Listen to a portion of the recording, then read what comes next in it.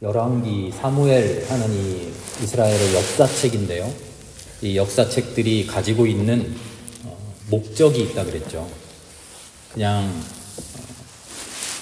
과거에 있었던 사실만을 정확하게 객관적으로 기록한 그런 책들이 아니고요. 특별한 목적을 가지고 쓰여진 이스라엘의 역사책입니다. 지금 그런 이야기를 계속 하고 있는 중입니다. 이스라엘과 유다가 아시리아, 바벨론에게 멸망당하고 나서 바벨론 포로기 70년을 겪어내면서 많은 신앙인들이 깊은 고민을 합니다. 우리가 왜 멸망했는가? 우리는 왜 멸망했는가? 우리는 어떻게 하면 회복할 수 있는가? 뼈아픈 성찰을 하는데요. 특별히 신명기에 나타난 하나님의 말씀을 열심히 읽던 역사가들이 찾아낸 결론이 있었죠. 그게 뭐였죠? 우리가 하나님의 말씀대로 살지 못했구나. 우리가 하나님의 말씀대로 살면, 이제라도 그렇게 살면 하나님이 우리를 회복시켜 주실 것이다. 그것이 바벨론 포로기에서 찾아낸 결론이었습니다. 그런 신앙적인 결론을 담아서 쓴 역사책이 바로 사무엘기, 열왕기였던 것이죠. 그래서 과거에 무슨 일이 있었느냐 하는 것을 객관적으로 사실만 딱 보도하는 게 목적이 아니고요. 예전에 있었던 그 일들 속에서 하나님을 올바르게 섬기지 못했던 잘못들을 회개하고 반성하도록 이끌고 하나님을 아름답게 섬겼던 모습을 모범 삼아서 이제라도 그렇게 살자 하는 신앙을 고취시키고자 하는 그런 책입니다. 그래서 사무엘과 열왕기는요, 이스라엘의 역사책이기도 합니다만 사실관계에서 조금은 동떨어진 역사책입니다. 목적을 가지고 쓴 책이니까요. 그 목적이 바로 소망입니다. 신앙을 가지고 신앙으로서 우리가 다시 회복하자. 신앙으로 다시 일어서자. 하나님을 올바르게 섬기는 것, 그거는 어떻게 하면 되느냐. 그 방법도 이제 일러줘야 되잖아요. 하나님을 올바르게 섬기는 방법. 그 섬기는 방법을요, 성전을 중심으로 이스라엘 백성들에게 가르쳐 줍니다. 하나님을 모시려면 우리 성전으로 모여야 됩니다. 하나님을 예배하려면 성전에 나와야 됩니다. 하나님의 말씀을 배우려면 성전으로 모여야 됩니다. 지금 그 이야기를 열왕기를 통해서 이후에 또 역대기를 통해서 계속 해나가지요. 다른 한편으로는요, 과거에 대한 철저한 반성도 빼놓지 않습니다. 그래서 우리가 다윗 이야기를 계속 몇 주 하면서 다윗을 완전히 훌륭한 사람으로만 묘사하지 않는 이야기를 했죠. 사실은 그 이면 속에, 그 행간 속에 다윗의 잘못한 모습들을 우리가 알아챌 수 있도록 다 숨겨 놓았습니다. 이스라엘 역사를 잘 모르는 우리들도 연구가들에 의해서 알게 되는데요. 이스라엘의 역사를 자기들 역사니까요. 이미 잘 알고 있는 이스라엘 사람들은요, 성경을 보면서 뻔히 알아요. 다윗의 훌륭한 점, 다윗의 장점, 잘한 것 쓰고 있지만 그 이면에 다윗은 사실 이런 점도 있었어 하는 것을 끊임없이 생각나도록 성경을 써 놓은 것이죠. 오늘은 다윗 왕국이 지난주에 다윗이 온 이스라엘을 통합하고 블레셋과의 대결에서 이겨내고 유다와 이스라엘의 어떤 긴장관계를 하나로 뭉쳐내는 그런 훌륭한 일을 했습니다 라고 말씀드렸는데요. 그 통일왕국이 불과 2세대 만에 다윗과 솔로몬 시대를 끝으로 다시 분열되는 그 이야기를 하려고 합니다. 그 분열의 중심에는요, 성경을 읽어가다 보면 다윗 때는 잘했는데 솔로몬 말년에 솔로몬이 이방신도 섬기고 잘못을 해서 하나님이 나라를 두동강 냈다, 그렇게만 나오는 것 같지만 실은 그렇지만은 않습니다. 이유가 그것 하나뿐인 것은 아니에요. 실제로 다윗 시절부터 이미 하나님 나라, 야훼 하나님이 추구하시는 아름다운 평등 공동체의 이상이 무너져 내리는 모습을 보게 됩니다. 그리고 그 모습으로 인해서 이스라엘 백성들이 욕망을 가지고 세웠던, 욕심을 가지고 세웠던 왕국이 멸망해가는 그 시작을 그려내는 것이죠. 오늘 함께 읽은 사무엘하 8장은요,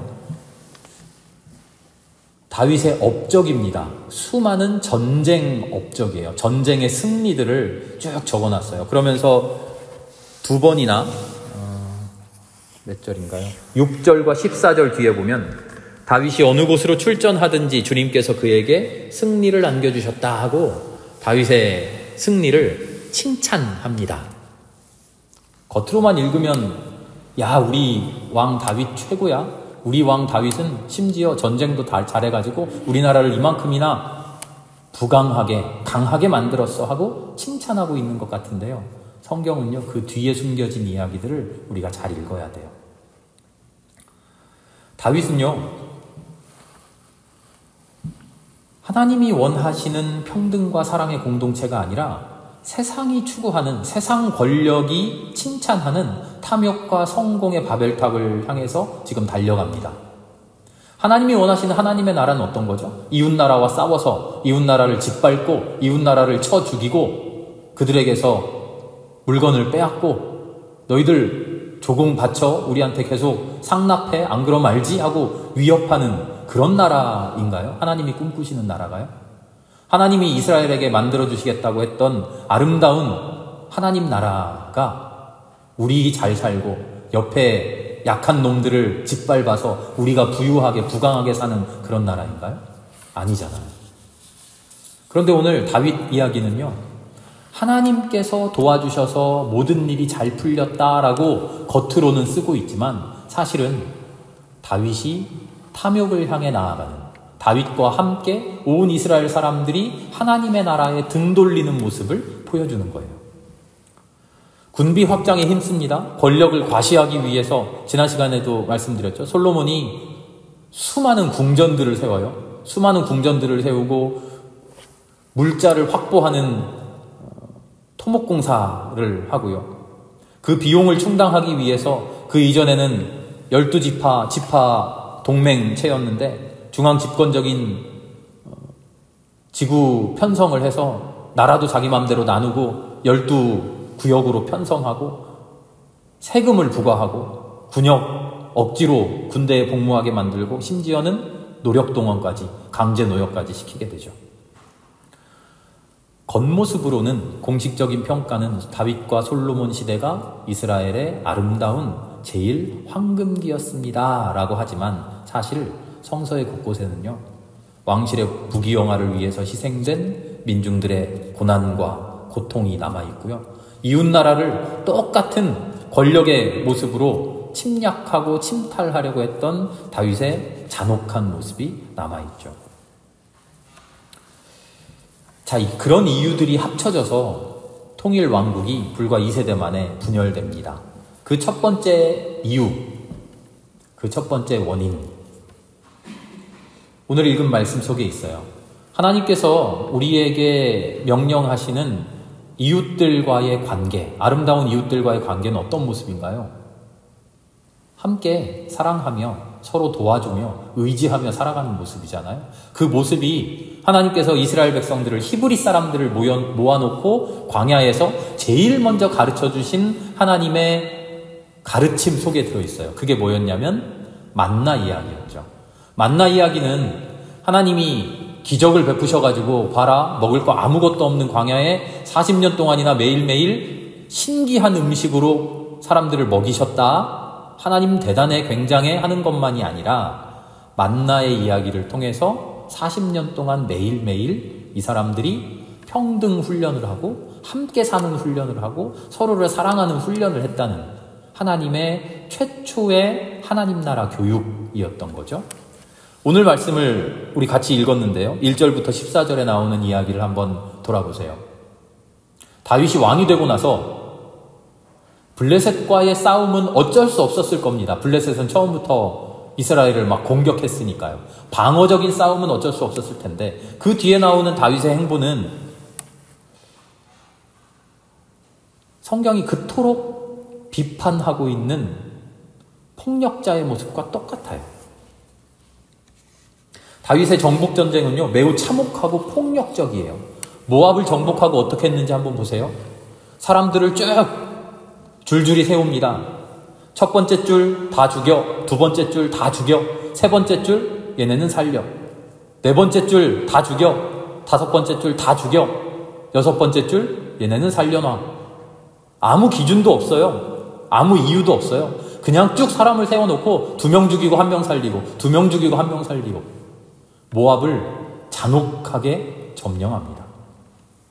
다윗의 전쟁은요, 비참한 학살입니다. 모압, 소바, 암몬, 하맛, 에돔, 이 모든 지역을 정복하면서 수많은 사람들을 죽이고요, 성읍을 폐허로 만들고 노략질을 합니다.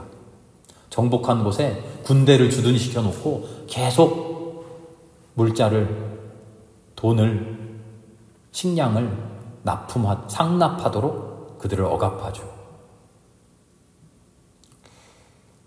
사무엘하 8장 우리가 읽은 이야기는 언뜻 다윗의 업적을 칭송하는 것 같지만 사실 그 행간에는요, 하나님의 뜻에 어긋난 세상 권력적인 행보를 다윗이 이어가는 모습을 보여줍니다. 이 뒤에 그렇게 폭력적인 침략을 당했던 모압이, 암몬이, 에돔이, 소바가, 하맛이 이스라엘을 어떻게 대했을까요? 철천지 원수가 되지 않았겠어요? 나중에 이스라엘이 힘이 약해졌을 때 에돔 사람들이 와서 그래 우리가 도와줄게 이럴까요? 잘됐다. 우리 조상의 원수들, 너희들이 이 지경이 되기만을 기다렸다 하고 이스라엘을 침략하겠죠. 그래서 앞으로 벌어지는 이스라엘과 주변 국가들의 모든 관계, 주변 국가들과 하나도 사랑의 관계를 맺지 못하고 모든 이웃들과 대립하는 그 모습을, 그 시초를 다윗이 그 초석을 놓게 되는 것이죠. 다윗의 정복전쟁은요, 비참한 학살이에요. 이스라엘과 유다는 그래서 그 이후 몇백 년이나 되는 그 시간 동안 주변 나라들과 평화로운 관계를 한 번도 맺어보지 못해요. 마지막까지 모든 이웃과 철천지 원수로 살아가요. 다윗과 솔로몬 이후에 이스라엘의 힘이 약해지면요, 주변 국가들이, 주변 나라들이, 주변 민족들이 집요하게 복수를 하려고 전쟁을 일으킵니다. 서로가 자신의 잘못을 기억하지 못하고 일방적인 억울함에만 사로잡혀서 얘네가 먼저 우리를 공격했어, 아니야 그보다 먼저 니들이 침략했잖아 하는 서로에 대한 책임 전가 속에서 끝없는 복수의 복수, 그 끝없는 악의 고리를 이어가는 것이죠. 그 악의 고리에 제일 커다란 고리를 지금 다윗이 단단하게 묶고 있는 중입니다. 다윗과 솔로몬의 소위 전성기는요, 그래서 세상적인 전성기에 불과합니다. 오히려 위기를 자초했고 하나님이 절대로 그렇게 살지 말아라 했던 그 모든 악을 행하는 악의 전성기였다고 할 수 있죠. 외부와의 관계에서도 그렇고요, 내부적으로는 또 어땠을까요? 내부적인 위기도 무르익어 갑니다. 지난 시간에 다윗 업적 이야기를 하면서 온전히 하나로 통일되지 못했던 북쪽 사람들과 남쪽 유다 사람들을 이제 하나로 통합합니다 라고 말씀드렸지만 사실 그 통합이 완전히 이루어지지 못합니다. 남쪽 유다와 북쪽의 나머지 지파들은요, 이전부터 은근히 심리적으로 서로를 분리하고 있어요. 너희들과 우리는 달라. 너희들과 우리는 달라. 우리도 이상하게 경상도 하고 전라도 하고 물론 정치적인 그런 부추김도 있었습니다만 뭔가 이렇게 알력 관계가 존재하잖아요. 그런데 그것보다 더욱 심했던 것 같아요. 남쪽 유다 지파와 북쪽 나머지 지파들이요. 남쪽 유다 지파라고 하면요, 유다 지파 한 지파만 있는 게 아니고요. 누구죠? 예.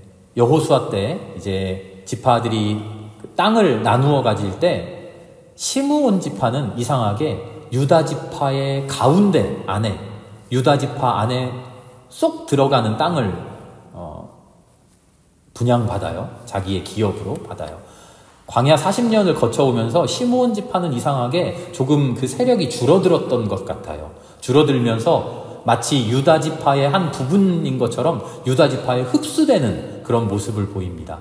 그래서 그 이전에 광야 시절에 또 창세기 시절에는 12지파가 동등했던 것 같지만 가나안 땅으로 넘어오게 되면 시므온 지파는 좀 흐지부지하게 유다 지파에 흡수된 모습을 보이고요.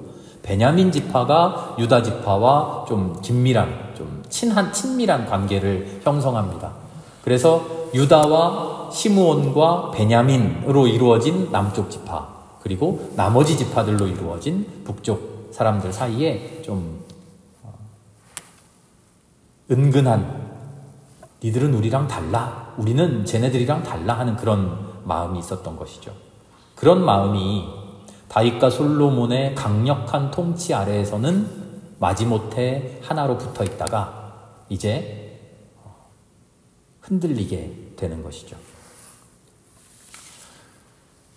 그 모습이 다윗 시절에 있었던 여러 내란을 통해서 나타납니다.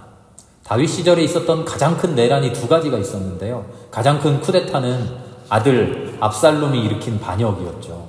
압살롬이 반역을 일으키는데 압살롬이 그냥 무작정 반역을 일으키지 않아요. 자기를 따르는 사람들을 은근히 포섭하잖아요. 그런데 그 사람들을 포섭하는 방법이 어떠했는지 성경에 나와 있어요. 사무엘하 15장에 나옵니다.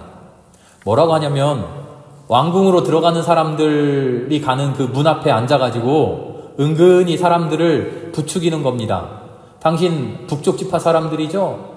북쪽 지파에서 왔죠? 왕궁 들어가서 다윗 왕에게 사정을 말해봐야 안 들어줄 겁니다. 왜 그런지 아세요? 다윗 왕은 남쪽 지파 사람들하고 쿵짝이 맞아서 남쪽 지파 사람들하고만 국정을 운영하거든요. 북쪽 지파 사람들은 그 사정을 들어주지 않아요. 옛날부터 사이가 안 좋았지만 그게 지금 다 은근히 차별이 이루어지고 있어요. 그러면서 조용히 이야기합니다. 나한테 오면 내가 그 사정 다 들어줍니다. 압살롬은 교묘한 얍삽한 그런 방법을 쓰지만요. 그런 방법을 사용할 수 있었던 이유는 북쪽과 남쪽 사이의 대립이 그냥 말로만의 대립이 아니라 실질적인 그 감정의 골이 상당히 깊었기 때문이죠. 두 번째 내란은요, 사무엘하 20장에 나오는 세바라고 하는 사람의 반란인데요. 이 세바라고 하는 사람의 반란도 성경에는요, 한 불량배 세바 이렇게 나오는데 그냥 불량배가 아니에요. 성경이 세바를 비하하기 위해서 불량배라고 썼죠. 세바의 반란에 동참한 사람들이 이스라엘의 10지파가 다 동참했어요. 그냥 불량배가 아닌 것이죠. 북쪽 지파 온 이스라엘 사람들이, 북쪽 지파 사람들이 세바에 동조해서 반란에 참여합니다. 사무엘하 20장을 보면 이렇게 되어 있어요. 20장 1절의 말씀을 제가 읽어드릴 텐데요. 같이 한번 찾아서 볼까요? 사무엘하 20장 1절.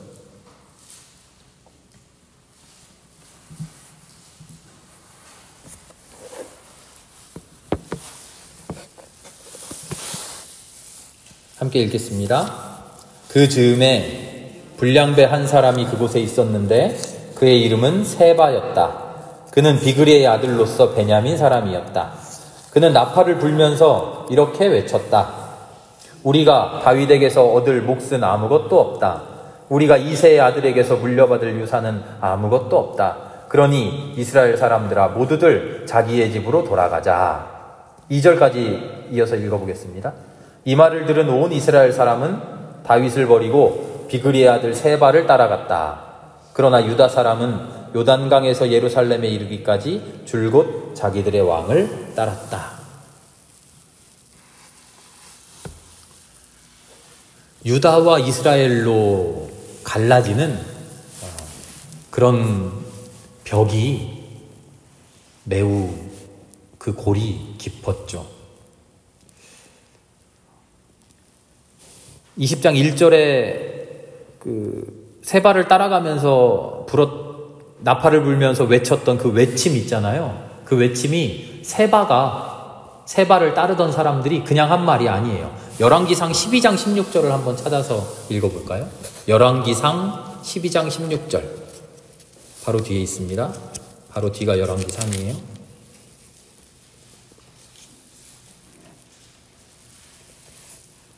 솔로몬 이후에 나라가 갈라지면서 하는 이야기인데요. 열왕기상 12장 16절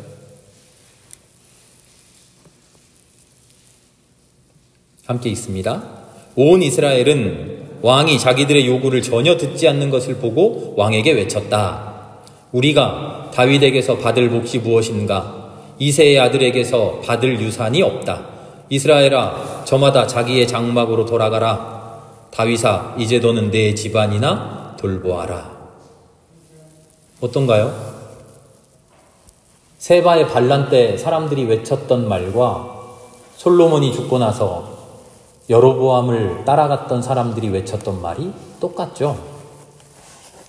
이 말이 그냥 구호가 아니라 노래인데요. 이 노래는 세바가 뜬금없이 개인적으로 외친 노래가 아니에요. 솔로몬이 죽고 북이스라엘과 남유다가 진짜로 분열하게 될 때 북쪽 지파들이 이 노래를 불러요. 다윗에게 반감을 가지고 있었던 북쪽 지파 사람들 사이에서 은연중에 계속 전해 내려오던 노래예요. 다윗이 온 나라의 왕이 되었고 다윗의 후손이 온 나라를 다스리지만 참 안타깝다. 우리는 다윗이랑 상관없이 북쪽 사람들인데 우리가 다윗한테 받을 게 뭐가 있냐? 다윗 사람들, 다윗을 따르는 사람들, 니들한테 가라. 우리끼리 살래. 하는 그런 전승이, 그런 노래 전승이 이스라엘의 북쪽 지파에 끊임없이 남아 있었던 것이죠. 다윗과 솔로몬 시대의 이스라엘의 전성기, 그 전성기는요, 기껏해야 물질적인 풍요로움, 군사적인 강력함에 불과합니다. 그리고 그 물질적인 풍요로움은 온 백성의 풍요로움이 아니라 통치자들의 풍요로움이었을 것이 분명하고요. 군사적인 강력함은 이웃 나라들을 학대하고 포갑하고 참혹하게 그들을 대했던 그런 악의 결과이기도 하죠. 솔로몬이 죽고 그 아들 르호보암이 이제 왕이 되자 르호보암은 강제노동을 더 강화하잖아요. 이렇게 말하죠. 우리 아버지가 가죽 채찍으로 너희들을 때렸다면 나는 쇠 채찍으로 너희들을 때릴 거야. 오늘 이야기는요, 다윗의 통일 왕국, 솔로몬 때 전성기를 이루었다고 하는 우리가 그토록 머릿속으로 야, 이스라엘의 전성기 하고 낭만적으로 그리는 그 왕국이 사실은 하나님 앞에 무너져야만 했던 바벨탑 같은 그런 잘못된 왕국이었다는 것을 우리가 반성하게 됩니다. 우리도 성경을 보면서 하나님 믿는 신앙을 하면서 하나님 복 주세요, 하나님 구원받고 싶습니다, 하나님의 은혜 누리고 싶습니다 하면서 우리가 꿈꾸는 나의 성공, 내가 꿈꾸는 나의 하나님께로부터 받을 복이 다윗, 솔로몬 시대의 화려함 같은 그런 복을 꿈꾸고 있지는 않나요? 하나님이 원하시지 않는, 하나님이 오히려 반대하시는 그런 풍요로움, 하나님이 하나도 기뻐하지 않는 그런 강력함, 그런 것 얻고 싶다고 주님 앞에 기도하고 그런 것을 조금이라도 누리게 되었을 때 하나님의 은혜라고 감사하고 기뻐하는, 우리가 그런 신앙을 살고 있지는 않는지 돌아보아야 됩니다. 성경은 우리에게 분명히 이야기합니다. 하나님이 꿈꾸는 야훼 공동체, 히브리 사람들, 불쌍한 사람들, 힘없는 사람들을 모아서 함께 살게 하셨던 그 나라는 다윗의 나라, 솔로몬의 나라, 이런 나라 아닙니다. 우리에게 일러주시는 거죠. 그럼 어떤 나라일까요? 우리가 회복해야 할 하나님 신앙의 중심은 뭡니까? 이제 다음 시간부터 성전 이야기를 할 텐데요. 포로기 시대 때 열왕기를 쓰고 사무엘기를 쓰면서 우리 성전을 통해서 신앙을 회복하자라고 외쳤던 사람들이 이야기한 성전 신앙, 그게 무엇인지 이제 다음 시간부터 함께 이어서 찾아보고 공부해 보도록 하겠습니다. 함께 기도하겠습니다. 하나님 감사합니다.